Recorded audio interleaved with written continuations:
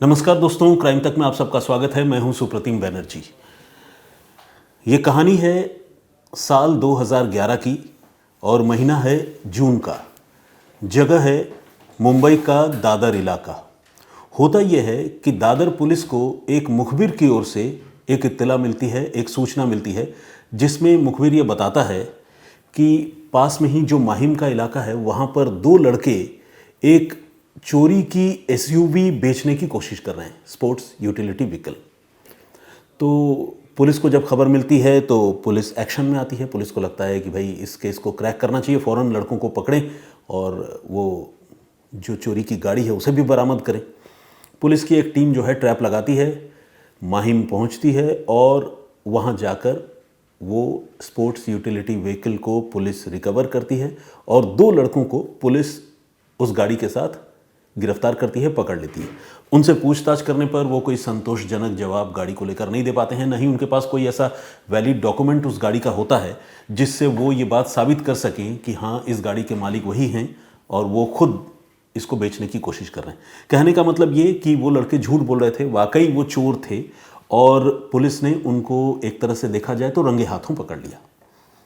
इन दोनों लड़कों की पहचान हुई धनंजय सलगांवकर और उसके छोटे भाई साई सलगांवकर के तौर पर। ये दोनों दादर के ही रहने वाले थे। अब पुलिस ने इनसे पूछताछ शुरू की कि भाई बताओ और कितनी गाड़ियाँ चुराई, कब कब चुराई, क्यों गाड़ी चुरा रहे हो, कैसे कर रहे हो। तो इन लोगों ने कहा कि हुजूर माई बाप, ये हमारा पहला जुर्म है, हम दोनों सगे भाई हैं और हम कुछ आगे बढ़ना चाहते हैं, तरक्की करना चाहते हैं, कुछ पैसे की हमें ज़रूरत थी तो हमने चोरी कर ली, आइंदा हम कभी ऐसा नहीं करेंगे। पुलिस ने इन दोनों लड़कों का प्रोफाइल जो है वो खंगाला समझने की कोशिश की तो पता चला कि इनके पिता जो है वो किसी सरकारी ऑर्गेनाइजेशन में काम करते थे और वो रिटायर हो गए। ये धनंजय सलगांवकर नाम का जो लड़का है बड़ा भाई, वो एक सॉफ्टवेयर इंजीनियर है, जबकि साई सलगांवकर वो भी लड़का पढ़ा लिखा है। लेकिन पिता के रिटायर होने के बाद इन दोनों लड़कों के ऊपर थोड़ा फाइनेंशियल बर्डन था और इनको लगता था कि वो अगर जल्दी से अपने पैरों पर खड़े ना हो पाएँ तो परिवार को भी सपोर्ट नहीं कर पाएंगे और उनके लिए भी जो है आने वाले दिनों में बड़ी दिक्कत होगी। तो ये दोनों डेस्परेटली, बहुत बेसब्री से ये पैसे जो है कहीं से कमाना चाहते थे। देखा जाए तो रातों रात पैसे कमाना चाहते थे, कहने का मतलब यही था। धनंजय का अपना गोल, अपना टारगेट था। धनंजय ने ये सोचा था कि कुछ पैसे अगर उसे मिलेंगे तो वो एक कैफ़े की शुरुआत करेगा, जबकि ये जो साई सलगांवकर नाम का लड़का है ये टैटू आर्टिस्ट था और बहुत बढ़िया टैटू आर्टिस्ट था। अच्छी डिज़ाइनिंग उसकी थी, एस्थेटिक सेंस था, काम करता था बढ़िया। तो ये एक टैटू पार्लर खोलना चाहता था। लेकिन कोई भी बिज़नेस स्टार्ट करने के लिए पैसों की ज़रूरत होती है और पैसा या तो कहीं से लोन लेना होता है या फिर कहीं जमा करना होता है। लेकिन ये लोग उस रास्ते के खिलाड़ी नहीं थे। इनको लगा कि भाई चोरी कर लें, लूट ले, यही हमारे लिए बढ़िया है। तो ये अब चोरी के मामले में पकड़े गए। पुलिस जब इनसे पूछताछ कर रही थी तो पुलिस को ये जो साई सलगांवकर नाम का लड़का है, छोटा भाई टैटू आर्टिस्ट, उसके दाएं हाथ में एक चोट का निशान जो है पुलिस को नजर आया, जिसके ऊपर एक पट्टी बंधी हुई थी। पुलिस को देखकर शक हुआ। पुलिस ने पूछा कि भाई ये क्या है, चोट कैसे लगी बताओ। तो उसने कहा, अरे साहब चोट नहीं लगी, ये तो मैंने पहले एक यहाँ टैटू बनाया था, लेकिन फिर मुझे वो टैटू जमा नहीं तो मैं उस टैटू को मॉडिफाई कर रहा था और चूंकि मैं खुद ही टैटू आर्टिस्ट हूँ तो मॉडिफाई करते करते जो है वो ज़ख्म थोड़ा ज़्यादा हो गया, इसीलिए मैंने पट्टी बांध रखी है। अब पुलिस के बगैर पूछे इस लड़के ने सबूत के तौर पर अपना मोबाइल फ़ोन निकाला और उसमें 20 तरह के जो टैटू के उसके वीडियोस थे वो दिखाने लगा। उसने बताया कि देखिए मेरा यहाँ भी टैटू बना हुआ है, ये डिज़ाइन है यहाँ पर। अपने शरीर में जहाँ जहाँ टैटू थे वो भी दिखाने लगा और पुलिस इस बात से कन्विंस्ड हो गई कि हाँ, ये एक टैटू आर्टिस्ट तो है, इसमें कोई दो राय नहीं है, क्योंकि इन्यूमरेबल वीडियोज़ थे जिसमें वो टैटू बनाता हुआ दिख रहा था। लेकिन पुलिस को इस बात का खटका लग रहा था कि भाई एक टैटू आर्टिस्ट जो वाकई प्रोफेशनल लेवल पर काम कर रहा है, एक टैटू पार्लर खोलना चाहता है, पैरेलली वो चोरी भी कर रहा है और उसके हाथ में ये ज़ख्म हो गया है और वो ज़ख्म टैटू की वजह से हुआ है, इस बात से पुलिस बहुत ज़्यादा कन्विंस्ड नहीं थी। तो पुलिस ने उससे जब इस ज़ख्म को लेकर 2-4 सवाल और पूछे तो वो लड़का जो है वो बगले झांकने लगा और उसके बॉडी लैंग्वेज को देखकर पुलिस से समझ गई कि ये लड़का जो है ज़ख्म को लेकर झूठ बोल रहा है, सच नहीं बोल रहा। अब पुलिस इन दोनों भाइयों से सख्ती करने लगी, जिसको इंग्लिश में कहते हैं ना सस्टेन्ड इंटरोगेशन। तो वो सस्टेन्ड इंटरोगेशन इन दोनों भाइयों की हुई। और जब सस्टेन्ड इंटरोगेशन हुआ तो इन दोनों भाइयों ने जो कहानी पुलिस को सुनाई, वो कहानी सुनकर पुलिस वाले भी चौंक गए। ये दोनों भाई जो है सिर्फ चोरी के मामले में ही शामिल नहीं थे, बल्कि जिस गाड़ी को पुलिस ने रिकवर किया था उस गाड़ी को इन्होंने ड्राइवर का कत्ल करके लूटा था। यानी वो मेयरली एक थेफ्ट का मामला नहीं था, बल्कि रॉबरी का मर्डर का मामला था, जिसके ये दोनों भाई पुलिस के इन्वेस्टिगेशन के मुताबिक गुनहगार थे। अब पुलिस ने जब इनसे पूछताछ की तो पहले तो ये झूठ बोलते रहे, लेकिन बाद में इन्होंने सच कबूला। अब पुलिस ने पूछा कि भाई पूरी कहानी बताओ कि तुम लोगों ने ये गाड़ी कैसे लूटी और किसका कत्ल किया, कहाँ किया। तो इन्होंने ये बताया कि कुछ रोज़ पहले वो दादर से शिरडी जाने के नाम पर उन्होंने एक एसयूवी टैक्सी बुक की थी और अपने साथ अपने एक दोस्त नईम को भी ले लिया था। और नईम को ये प्लान बताया था कि जिस एसयूवी को हम बुक करेंगे उसके ड्राइवर की हम हत्या कर देंगे और उसके बाद उस एसयूवी को बेचेंगे और वो रुपए जो है हम आपस में बराबर बराबर बांट लेंगे। नईम भी इस आइडिया से कन्विंस्ड हो गया, उसको लगा कि ठीक है कर लेते हैं। देखिए दुनिया कितनी अजीब है, मैं तो हैरान होता हूँ। पढ़े लिखे लड़के हैं, नया एज ग्रुप है, सॉफ्टवेयर इंजीनियर है, बैठे ठाले आइडिया आया कि मर्डर करके लूटते हैं और लगा कि हाँ ठीक है करके लूटना बहुत बढ़िया। मतलब कैसे अपने आप को कन्विंस करते होंगे, मुझे तो इस बात की बड़ी हैरानी होती है। दोनों सगे भाई मतलब, और ये भी एक बार भी नहीं सोचते कि पकड़े जाएंगे। कैसे बेवकूफ़ लोग होते हैं, मुझे इस बात की बड़ी हैरानी होती है जब मैं इस तरह के किस्से कहानियों को सुनता हूँ। बहरहाल तो इन दोनों भाइयों ने नईम के साथ मिलकर प्लानिंग की और प्लानिंग के तहत इन्होंने एक टैक्सी को हायर किया। टैक्सी ड्राइवर तय वक्त पे इनके पास पहुंच गया और टैक्सी ड्राइवर से इन्होंने कहा कि हमें शिरडी जाना है। वो टैक्सी ड्राइवर जो था वो भी यंग एज का आदमी था, उसका नाम था मोहम्मद अफ़ा अहमद।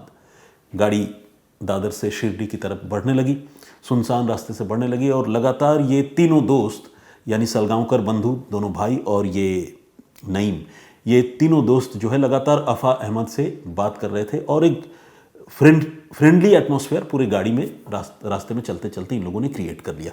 अफ़ा अहमद को भी लगा कि यार बहुत अच्छे लड़के हैं, मतलब इतना खुलकर बात कौन करता है, इतना कम्युनिकेट कौन करता है। तो अफ़ा अहमद बहुत कंफर्टेबल फील कर रहा था, मतलब इस तरह के पैसेंजर मिलते हैं तो ड्राइवरों को अच्छा लगता होगा। आधे रास्ते में वो एक ढाबे पर रुके कि आओ कुछ चाय वाय पीते हैं, कुछ ड्रिंक्स पीते हैं। और इसी बहाने से रुकने के बाद उन्होंने एक कोल्ड ड्रिंक ली। सारे लोगों ने कोल्ड ड्रिंक पी, लेकिन ये जो अफ़ा अहमद की कोल्ड ड्रिंक थी उसमें उन्होंने नशीली गोली डालकर धोखे से अफ़ा अहमद को पिला दी। अफ़ा अहमद फिर से गाड़ी की ड्राइविंग सीट पर बैठा, थोड़ी दूर तक आगे गया। अब उसको जो है वो नींद आने लगी, उसकी आंखें बंद होने लगी। उसने फिर इन भाइयों से कहा कि प्लीज़ आप में से कोई ड्राइव कर लो, क्योंकि मुझे तो बहुत नींद आ रही है जब से मैंने कोल्ड ड्रिंक पिया है। उसे शक भी नहीं हो रहा था कि इन लोगों ने कोल्ड ड्रिंक में कोई नशीली चीज़ मिलाई है। और ये दोनों भाई इसी मौके का इंतज़ार कर रहे थे। दोनों भाई सलगांवकर बंधु आगे वाली सीट पर बैठे हुए थे और ये जो अफ़ा अहमद है जो अब तक गाड़ी का ड्राइवर था, गाड़ी चला रहा था, वो पीछे आकर बैठा नईम के साथ। तो नईम और अफ़ा अब दोनों पीछे वाली सीट पर थे और दोनों भाई सलगांवकर बंधु आगे वाली सीट पे थे। कुछ दूर आगे गए तब तक ये जो ड्राइवर है अफ़ा अहमद, इसे गहरी नींद आ गई और ये गाड़ी में ही नींद बेहोशी की हालत में पड़ गया, यानी सो गया गहरे नींद में। इसके बाद इन तीनों लड़कों ने सुनसान जगह पर गाड़ी लगाई और एक सोए हुए इंसान के सिर पर ताबड़तोड़ तेज धार चाकू से वार करने लगे। सोचिए कैसे दरिंदे, कैसे विभत्स सोच वाले लोग हैं। एक बार भी उनके हाथ नहीं कांपे और उन्होंने ताबड़तोड़ अफ़ा अहमद के सिर पर चाकुओं से वार किया और उसकी जान ले ली, उसका कत्ल कर दिया। पूरी गाड़ी में खूनी खून। कत्ल करने के बाद लाश खींचकर गाड़ी से बाहर निकाली, जैसे किसी जानवर को काटने के बाद कई बार किया जाता है, करते हैं, और उसे खींचकर फेंक दिया एक खाई में। और फिर गाड़ी ली और गाड़ी लेकर वापस चले आए। सीट वीट की सारी क्लीनिंग करा दी, गाड़ी की अच्छी तरह से क्लीनिंग कराई और अब इस गाड़ी को वो बेचने की कोशिश कर रहे थे। मीनवाइल जब मैंने आपको बताया कि साई सलगांवकर के हाथ में वो जख्म देखकर पुलिस को शक हुआ, उसी समय पुलिस ने इनकी गाड़ी की भी अच्छी तरह से तलाशी ली। ऊपर ऊपर से तो सारे खून के धब्बे उन्होंने साफ कर दिए थे, लेकिन ड्राइविंग सीट के बगल वाली जो सीट है उस सीट पर कुछ ऐसे रेमनेंट्स, कुछ ऐसे ब्लड स्टेन्स मौजूद थे जिन्हें देखकर पुलिस का शक जो है थोड़ा और गहरा हो गया था। और ये ब्लड स्टेन उसी अफ़ा अहमद के थे जब कत्ल करने के बाद ये लोग उस गाड़ी को लेकर आए तो हो सकता है कि ये जो कातिल तीनों लोग थे, इनके कपड़ों में कुछ खून रह गया हो। वो फ्रंट सीट पर, बगल वाली सीट पर, ड्राइवर के बगल वाली सीट पर वो रह गया था, वो ठीक से क्लीन नहीं हुआ था। पीछे की सीट पर जहां मर्डर हुआ या जहां अटैक हुआ, वहां तो उन लोगों ने पूरी तरह से क्लीन कर दिया था। और इस तरह से ये जो दो भाई हैं ये पकड़े गए, और फिर इनकी निशानदेही पर जो तीसरा इनका साथी है नईम, वो भी पकड़ा गया। और पुलिस ने जो बेसिकली एक मुखबिर की इत्तला पर एक गाड़ी चोरी के मामूली मामले को सॉल्व कर रही थी, उस पुलिस टीम ने सिर्फ एक नौजवान के हाथ में लगे हुए एक जख्म को देखकर एक मर्डर कम रॉबरी का मामला सॉल्व कर दिया। तो ये होती है इन्वेस्टिगेशन, जब पुलिस शिद्दत से काम करती है और जब सारी चीज़ें एक दूसरे से कोरोबोरेट करती हैं तो ऐसे शानदार नतीजे निकलते हैं। जाहिर है ये लोग अभी जेल में होंगे या फिर ज़मानत इनको मिल गई होगी, वो बाद की बात है। मुझे मतलब इनका लेटेस्ट अपडेट नहीं पता, लेकिन ये पूरी घटना कुछ यूं ही थी जिसमें दो पढ़े लिखे भाइयों ने अपने तीसरे दोस्त के साथ मिलकर इस विभत्स घटना को अंजाम दिया था, जघन्य हत्याकांड को अंजाम दिया था। इस कहानी को सुनकर आप क्या सोचते हैं, आपका नज़रिया क्या है, प्लीज़ हमें कमेंट करके ज़रूर बताइएगा। जो प्रीवियस स्टोरी मैंने आप लोगों को सुनाई थी, वो स्टोरी दिल्ली के करीब गाज़ियाबाद की थी, जिसमें एक शख्स ने जो है खुद ही सुपारी देकर अपना प्राइवेट पार्ट कटवा लिया था। ये कितनी अजीब बात है, ये बताते हुए भी कैफियत जो है बड़ी अजीब सी हो जाती है कि कोई इंसान अपना प्राइवेट पार्ट कटवा ले। ये प्राइवेट पार्ट है, कोई सिर के बाल नहीं है कि जब चाहे हेयर कट करा लिया। लेकिन लोग कई बार दुश्मनी में और पैसों के लालच में इतने अंधे हो जाते हैं कि उन्हें शायद सही गलत का कोई भान नहीं रहता है, कोई गुमान नहीं रहता है, और इस तरह की हरकतें कर बैठते हैं। तो उस कहानी को बहुत सारे लोगों ने लाइक किया है और बहुत सारे कमेंट्स भी उसमें किए हैं। आइए कुछ लोगों के नाम और कमेंट्स जो है वो पढ़ने की कोशिश करता हूँ। प्रदीप भाम्बू जी ने कमेंट किया है, उसमें उस स्टोरी में एक लाइन मैंने बाय डिफ़ॉल्ट बोली थी और वो फ्लो में बोली थी। उस लाइन को बहुत सारे लोगों ने बहुत मज़ाहिया अंदाज में रिसीव किया है। तो चलिए, प्रदीप भाम्बू जी ने भी उसी का जिक्र किया है, thank you very much. Mohammad Jeelu ने कमेंट किया है और उन्होंने भी उसी लाइन का जिक्र किया है। मिकी शर्मा हैं, उन्होंने भी उसी लाइन का जिक्र किया है।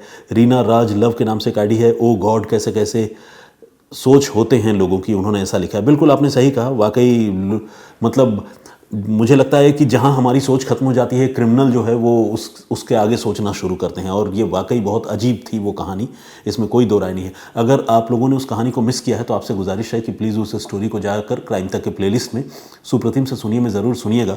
वो कहानी बहुत शॉकिंग है। इसके अलावा आतिफ गुल ने भी कमेंट किया है, बहुत स्वागत आपका। अंकित बोरसाडी इन्होंने भी कमेंट किया है और उन्होंने भी उसी लाइन का जिक्र किया है। माज खान साहब ने भी कमेंट किया है, बहुत बहुत स्वागत आपका। और इन्होंने लिखा है कि इन्होंने भी उसी लाइन का जिक्र किया है। Anyway, thank you very much.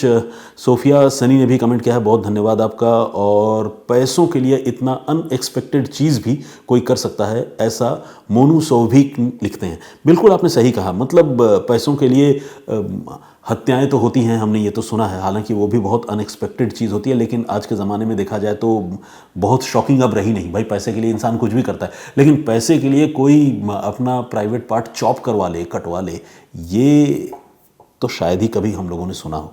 तो एनीवे, अमित ने कमेंट किया, उन्होंने लिखा है कैसे कैसे लोग होते हैं। मोहम्मद असगर अली, इन्होंने मेरी आवाज़ की तारीफ़ की है, thank you very much. Special तरीके से मैं आपको कहना चाहता हूँ। दानी जानी नाम की एक आईडी है, उन्होंने लिखा है big love big respect, thank you very much. GS रसोई इस नाम से एक आईडी है, नमस्कार सर जी, मैं आपका स्टोरी रेगुलर सुनता हूं और मुझे आपकी आवाज़ बहुत अच्छी लगती है, ये लिख रहे हैं। शैतान सिंह साधु साहब हैं, ये राजस्थान से हैं, हमारे रेगुलर लिसनर हैं और हमेशा बहुत पॉजिटिव माइंडसेट के साथ कमेंट करते हैं, थैंक यू वेरी मच। एक हमारे और दर्शक हैं, उनका नाम तो क्लियर नहीं आ रहा है, लेकिन ज़बर DC ऐसा आईडी उन्होंने लिखा है अपना, उनकी आईडी वही है। अशोक श्रीवास्तव ने भी कमेंट किया है और उन्होंने भी कुछ स्टोरी के कुछ पॉइंट्स को हाईलाइट किया है। निवेदिता गुप्ता जी ने कमेंट किया, उन्होंने लिखा है कि आज आपने सीरियस स्टोरी बताई। इन्होंने कहा कि चलिए अब आपको हंसाते हैं बोलकर इन्होंने कुछ और भी लाइनें लिखी हैं, तो थैंक यू वेरी मच। इनका कमेंट जो है थोड़ा सा बड़ा है, तो आराम से तसल्ली से पढ़ूंगा। और इसके अलावा चंद्रिका ऐसा है, चंद्रिका के हो सकता है ऐसा हो, तो मैंने कहा ना, कई बार आईडी में जब नाम और सरनेम एक साथ क्लब्ड होते हैं, जुड़े हुए होते हैं, तो उसको अलग अलग करके पढ़ना थोड़ा मुश्किल होता है। इसीलिए आप सबसे गुजारिश है कि नाम ज़रूर लिखें। उन्होंने कहा है कि वो रेगुलर हमारे लिसनर हैं और रेगुलर हमारी स्टोरी सुनते हैं, और उन्होंने ये सजेस्ट किया है कि कभी अगर मैं बाहर जाऊँ, छुट्टी पर जाऊँ, तो मैं अपनी स्टोरी रिकॉर्ड करके जाया करूँ। बिल्कुल आपका सजेशन तो वर्दी है, इसमें कोई दो राय नहीं है। मेरी कोशिश होगी कि मैं आपकी उम्मीदों पर खरा उतरूं। Thank you very much. और जुगाड़ी जट के नाम से एक आईडी, उन्होंने भी कमेंट किया है, और यशु अग्रवाल ने भी कमेंट किया है, बहुत स्वागत आपका। और आकाश विश्वास ने कमेंट किया और इन्होंने बताया है कि ये MBBS स्टूडेंट हैं रशिया से। थैंक यू वेरी मच, बहुत बहुत शुभकामनाएं आपको। अभिनंदन कुमार ने भी कमेंट किया है।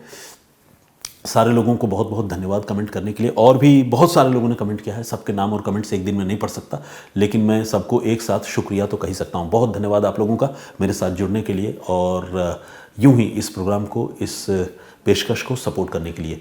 मैं फिर हाजिर होऊंगा किसी और कहानी, किसी और वाक़े के साथ। तब तक अपना बहुत ख्याल रखिए, सुरक्षित रहिए। जय हिंद, जय भारत।